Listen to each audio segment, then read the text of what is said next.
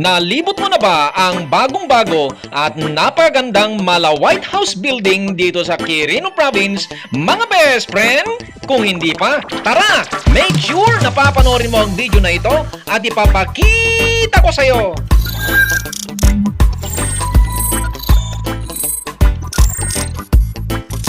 Ang napakaganda at napakalaking building nga na ito na parang White House dito sa probinsya ng Quirino ay ipinatayo nga under the leadership and initiative of our beloved leaders, our Governor Sir Daquila Carlo Cua and our Congresswoman Mamidi Cua, mga best friend! Dinaluhan nga din ng ating minamahal na ama ng probinsya ng Quirino, our Honorable Sir Juni Cua, bilang pagpapakita nga ng suporta ang inauguration at pa-blessing ng building nga na ito, mga best friend! Ang bagong building nga na ito ay patunay lamang na tuloy-tuloy ang pag-asenso at pag-unlad ng probinsya ng Quirino, mga best friend! At ito ay tinawag nga na government center na kung saan ito nga ay nakaka-excite sapagkat siguradong mga government offices ang mag-occupy sa building nga na ito, mga best friend! Mas pinaganda, mas pinalaki at mas komportable nga napuntahan nga ito lalo na para sa mga kailyan na mga Quirinians na nangangailangan nga ng serbisyo at tulong,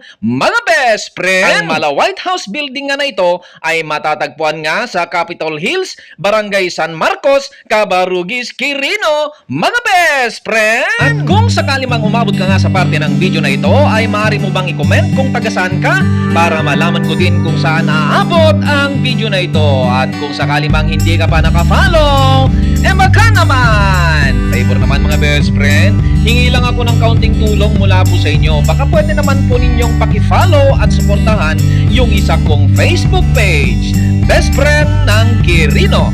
Mga best friend, ito po ang inyong pong kaibigan, best friend Moto na nagsasabing, when you ride, live your pride, at sa Diyos lamang umasa, at huwag sa maling akala. Sharing is caring mga best friend. See you po in my next video.